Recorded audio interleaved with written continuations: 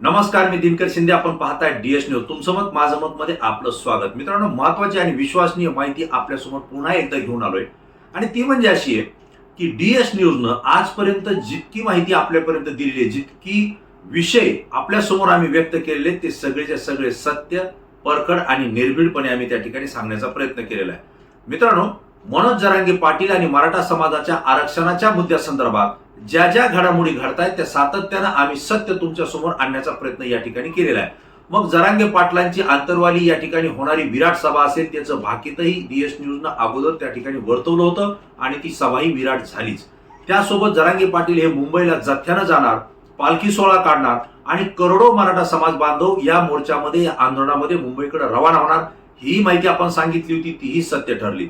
त्यासोबत मराठा समाज बांधव हे मुंबईला जात असताना 1 महिना 2 महिने नव्हे तर 6 महिन्याचं पूर्ण नियोजन, खाण्यापिण्याचं आणि राहण्याची व्यवस्था सुद्धा स्वतः सोबत करत ते मुंबईला पोहोचणार आहेत, हे सुद्धा आपण सांगितलं होतं. तीही माहिती खरी ठरली. मित्रांनो, हे सांगण्याचं कारण असं आहे की 4 दिवसापूर्वी डीएस न्यूजनं एक माहिती आणि विषय आपल्यासमोर मांडला होता आणि तो म्हणजे असा होता की राज्य सरकारनं मनोज जरांगे पाटील आणि मराठा समाजाला कुणबीच्या नोंदीच्या प्रमाणपत्र तर दिलेले आहे, परंतु त्यासोबत सगळे सोयऱ्याची अधिसूचना काढून त्या संदर्भात अध्यादेश काढू असे आश्वासन आणि ग्वाही मराठा समाजाला दिली होती. एकनाथराव शिंदे मुख्यमंत्री स्वतः वाशी या ठिकाणी येऊन त्यांनी तसं पत्र सुद्धा मसुद्याचं जरांगे पाटलांच्या हाती दिलं होतं. परंतु त्यानंतर 15 दिवसाची वेळ त्या ठिकाणी देण्यात आली होती. त्या ठिकाणी अनेक आक्षेप त्या ठिकाणी नोंदवण्यासाठी संधी देण्यात आली होती, हरकती घेण्याची संधी देण्यात आली होती. परंतु तो वेळ निघून गेला तरी सुद्धा राज्य सरकारनं मराठा समाजाला सगळे सोयरेचा अध्यादेश त्या ठिकाणी काढलेला नाही आणि सरसकट आरक्षण जे मिळणार होतं ते अद्यापही मराठा समाजाला मिळालेलं नाही. जरांगे पाटील 4थ्या टप्प्यामध्ये पुन्हा एकदा आमरण उपोषणाला बसले होते आणि 6व्या दिवशी ज्यावेळेस त्यांची प्रकृती बिघडली होती त्यावेळेस त्यांनी सरकारच्या विरोधात आपला रोषही व्यक्त केला होता. परंतु सगळ्या समाज बांधवांनी त्यांच्या जवळ विनंती केली की सरकार आता आपल्यापासून लांब पळतंय, सरकार आपण मागणी केलेली आणि त्यांनी दिलेलं आश्वासन पूर्ण करत नाही, अध्यादेश काढत नाही.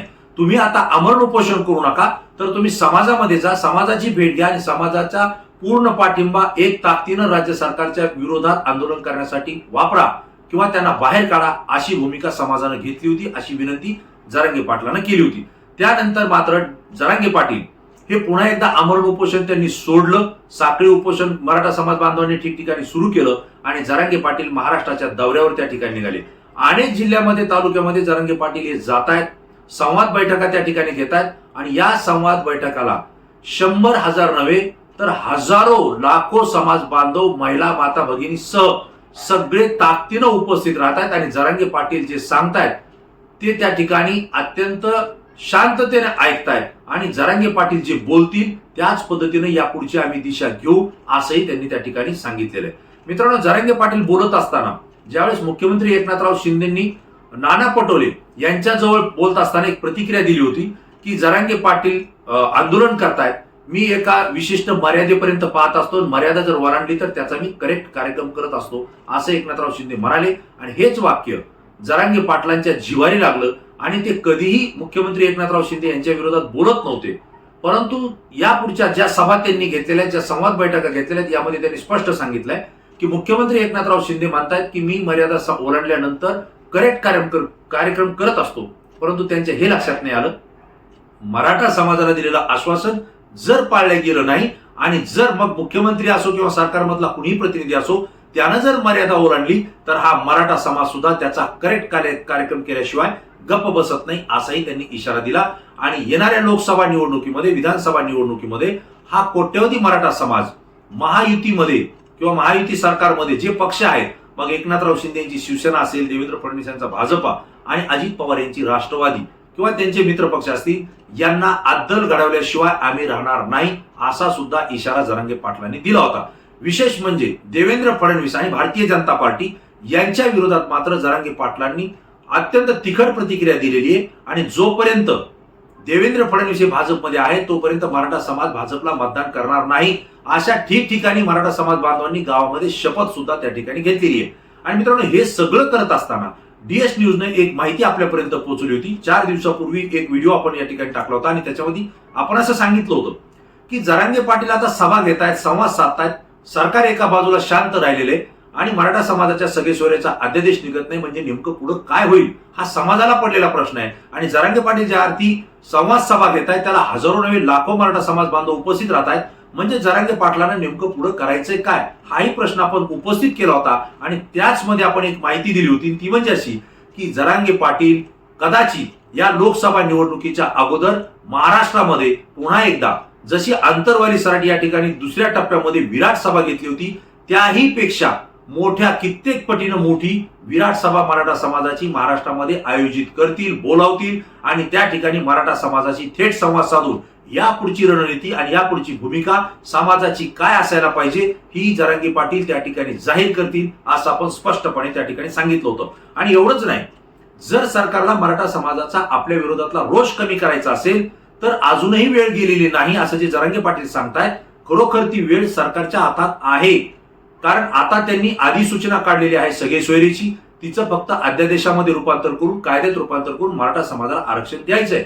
जर मराठा समाजाचा जो रोष राज्य सरकारवर आहे या महायुती सरकारवर आहे तो जर कमी करायचा असेल आणि मराठा समाजाला खुश करायचा असेल त्यांच्या बोलण्याप्रमाणे शब्द पाळायचा असेल तर सगळे सोयरेचा अध्यादेश काढून ही जी जरांगे पाटील विराट सभा बोलवणार आहे या विराट सभेमध्ये सरकारचे प्रतिनिधी येऊन जरांगे पाटलांच्या हातात तमाम मराठा समाजाच्या समोर हा सगळे सोयरेचा अध्यादेश देतील. आणि त्या ठिकाणी जरांगे पाटील जी भूमिका व्यक्त करणार होते किंवा सरकारच्या विरोधात जे बोलणार होते ते बोलणं टळेल आणि त्या ठिकाणी मराठा समाजाचा सरकारच्या विरोधात रोष येण्याऐवजी त्या ठिकाणी जोश निर्माण होईल, जल्लोष केला जाईल अशी स्थिती होऊ शकते. अशी शक्यता आणि अशी माहिती आम्ही डीएस न्यूजच्या माध्यमातून आपल्याला दिली होती, तमाम महाराष्ट्राला या ठिकाणी दिली होती. आणि मित्रांनो आज ती माहिती खरी ठरते कारण जरांगे पाटील यांनी बीड या ठिकाणी आल्यानंतर पत्रकारांशी संवाद साधताना स्पष्टपणे सांगितलेलं आहे की आम्ही महाराष्ट्रामध्ये एक मोठी विराट सभा या ठिकाणी आयोजन करण्याच्या तयारीत आहोत आणि निवडणुकीच्या पूर्वी म्हणजे लोकसभा निवडणूक होण्याच्या अगोदर ही विराट सभा राज्यामध्ये आम्ही घेणार आहोत. मित्रांनो आपल्याजवळ एक माहिती आलेली आहे. तत्पूर्वी जरांगे पाटील काय म्हणाले हे आपण अगोदर पाहू आणि त्यानंतर मी माझं मत पुन्हा आपल्या समोर या ठिकाणी व्यक्त करणार आहे. पहा, मला उद्रेक जाळपोळ करायची नाही, सरकारला ती घडून आणायची, भांबिरीत बी त्याविषयी आणायची होती. बेचिराक राज्य झालं असतं त्या दिवशी जर चकमक झाली असती तर मला नाही होऊ द्यायचा, शांत ठेवायचं राज्य. कसं स्वरूप असणार आहे? नाविलाज आहे माझा. मराठा समाज शांततेत मला पुन्हा एकदा माझ्या मायबापाला आम्हाला एकत्र यावं लागतं कारण यांची दडपशाही गृहमंत्र्याची फडणवीस साहेबांची दडपशाही दहशत आणि गुंडगिरी हे सत्तेच्या जोरावर जी चालली ही संपवायची असं तर मला माझ्या मराठा समाजाला आम्हाला एकत्र यावं लागतं. आम्ही बघितली सुद्धा ते बी सांगतो 700 एकर बघितली पण आम्हाला 300 एकर कमी पडते त्यामुळे आम्ही ती पॉईंट बदलिला. आम्ही सगळेचे सगळे 5 ते 6 करोड मराठी एकत्र यायला लागलो. आता पुन्हा एकदा नाही ते आता ग्राउंड आधी भेटल्याशिवाय नाही. मी सगळं क्लिअर तुमच्या समोर सांगणार आहे. हे जर नाही थांबले आम्हाला शांततेत एकत्र यावं लागणार आहे आणि सगळं यांचं बिघडावं लागणार. बीड किंवा जालना नाही ते बघणं चालू आहे. आताच ओपन केलं तर मग तो जिल्हा इकडं मागं लागन हे लागन सगळ्याच्या मतानं ठरवू. आम्हाला बघा जिल्ह्यावर अवलंबून नाही. आमचं काय आहे समाज कुठं बसल असं आहे. आम्ही आता पहिले मराठ्यांना राहिलो, आम्ही आता एक झालो. आम्ही आता हातपासरायचे बंद केले नेते आणि फात्याचे. लोकसभेच्या अगोदर होईल. आता जर आमच्यावर आत्ताच केसेस व्हायला लागल्या तर मग 2 वर्ष घेऊन काय करावं, आताच घ्यावं लागेल. चलो मित्रांनो आपण पाहिलं की जरांगे पाटलांनी स्पष्टपणे सांगितलं की आम्ही मराठा समाजाची विराट सभा घेण्यासाठी जवळपास 700 एकर जागा पाहिलेली आहे परंतु आम्हाला आणखी 300 एकर जागा पाहिजे म्हणजे 1000 एकरवर मराठा समाजाची विराट सभा, विराट नव्हे मराठा समाजाची सुनामी येणार आहे असे संकेत जरांगे पाटलांनी या ठिकाणी दिलेले. मी आवर्जून सांगतोय डीएस न्यूज जी माहिती संकलित करतो ती सत्य असते, खरी असते आणि ती तुम्हालाही पटते म्हणूनच तुमच्या लाईक आणि कॉमेंट्स डीएस न्यूजच्या या चॅनलला सातत्याने मिळत आहेत. जवळपास जरांगे पाटील जरी मानले की आम्ही 1000 एकर जमीन पाहतोय परंतु आम्ही जी माहिती घेतोय त्यामध्ये आपल्या एक लक्षात येत आहे की मराठा समाज आणि जरांगे पाटील जवळपास 1500 एकर जागा आपल्याला कुठं मिळते का याचा अंदाज घेतायत, त्याची माहिती त्या ठिकाणी घेतायत. मराठा समाज बांधव जे जरांगे पाटलांच्या सोबत आहेत या जमिनीचा ते शोध घेत आहेत. जवळपास 3 ते 4 ठिकाणी त्यांना तशा पद्धतीचं जागाही मिळाल्याचं आपल्या माहितीमध्ये येत आहे परंतु कोणती जमीन, कोणती सभा घेण्याचं कोणतं ठिकाण अंतिम करायचं याचा निर्णय लवकरच जरांगे पाटील आणि मराठा समाजाचे हे जे कार्यकर्ते आहेत, पदाधिकारी आहेत हे एकत्र बसून निर्णय घेणार आहेत. जवळपास 1,500 एकरवरती ही सभा होणार आहे आणि यामध्ये 1000 एकर जागा ही समाजाच्या सभेसाठी राहणार आहे आणि उर्वरित जागा ही मराठा समाजाच्या ज्या आलेल्या गाड्या आहेत त्यासाठी पार्किंगची राहणार आहे, नाश्त्यासाठी त्या ठिकाणी राहणार आहे, त्यांची पाण्याची व्यवस्था त्या ठिकाणी करण्यात येणार आहे. ही सगळी आरोग्य सेवा सुद्धा त्या ठिकाणी मराठा समाजाचे जे डॉक्टर असतील ते सुद्धा त्या ठिकाणी उपस्थित राहणार आहेत. अशी वेगवेगळे सगळे त्या ठिकाणी नियोजन मराठा समाजाच्या वतीनं जरांगे पाटलांच्या नेतृत्वाखाली लवकरच या महाराष्ट्रामध्ये होतंय. ही माहिती मी आपल्याला पुन्हा एकदा देतोय.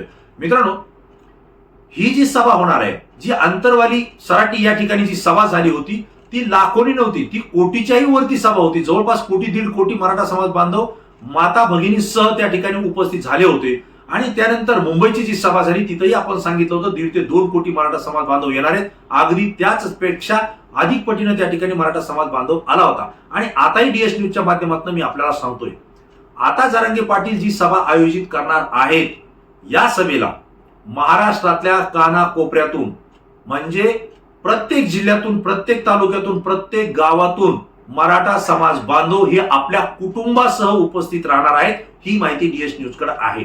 कारण अंतरवाली सराटी या ठिकाणी सुरुवातीच्या दुसऱ्या टप्प्यात सभा झाली त्यावेळेस प्रत्येक कुटुंबातला 1 किंवा 2 माणसं त्या ठिकाणी उपस्थित राहिले. आणि विशेष म्हणजे तरुणांची संख्या जास्त होती आणि माता भगिनींची सुद्धा संख्या त्या ठिकाणी होती. परंतु मुंबईला जात असताना एका कुटुंबातले 1-2 माणसं त्या ठिकाणी गेली, महिलांची संख्या कमी होती.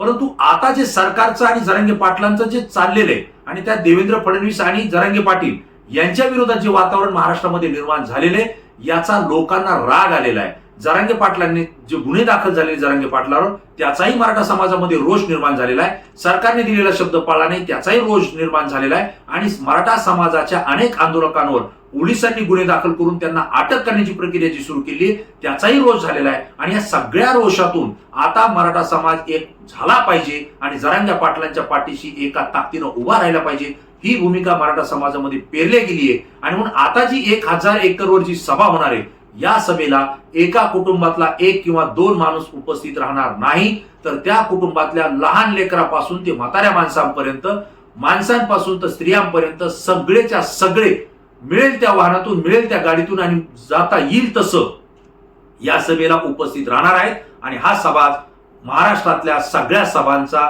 जो रेकॉर्ड आहे तो रेकॉर्ड मोडणार आहे. म्हणूनच मी पहिल्यांदा सांगितलं की मराठ्यांची विराट सभा नाही तर मराठा समाजाची आता सुनामी येणार आहे.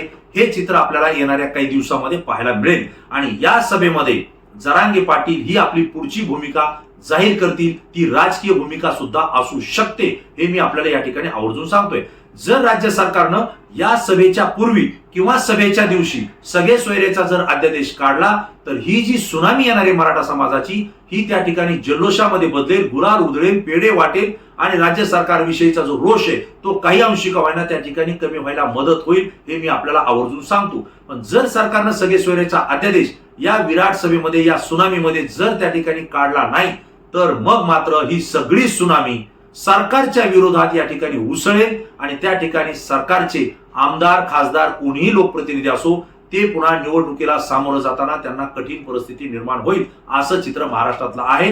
कदाचित या सरकारमधले अनेक मंत्री, आमदार पुन्हा निवडून आलेले आपल्याला दिसणार नाही इतकं नियोजन मराठा समाज त्या ठिकाणी करतोय. आणि महत्वाचा भाग मी आपल्याला सांगतोय, ही जी सभा आयोजित करण्यात येणार आहे हिचं नियोजन अशा पद्धतीने होतंय की जवळपास 6 जिल्हे प्रभावित करणारी ही सभा असणार आहे. म्हणजे 6 जिल्ह्यामधले खासदार कोण आणायचे आणि कोण पाडायचे हे ठरवणारी ही सभा असेल. आणि त्यासोबत या 6 जिल्ह्यामध्ये 6 खासदारांच्या अधिपत्याखाली येणारे जवळपास तब्बल 80 आमदारांना प्रभावित करू शकते अशी ही सभा राहणार आहे. म्हणजे 80 विधानसभा मतदारसंघ आणि 6 लोकसभाचे मतदारसंघ या सभेनं एकाच दिवशी प्रभावित होतील. आणि त्या ठिकाणी कोण निवडून आणायचा आणि कोण पराभूत करायचा हे जरांगे पाटलांच्या विचारातून त्या ठिकाणी निष्पन्न होईल हे मी आपल्याला सांगतो. केवळ एवढ्यावर थांबणार नाही तर ही सुनामी महाराष्ट्राच्या कानाकोपऱ्यात जाणार आहे आणि त्यानंतर महायुतीमध्ये लढणारे किंवा त्यांच्यासोबत असलेले राजकीय पक्ष यांचे आमदार, खासदार निवडून यायला हे अत्यंत कठीण जाईल.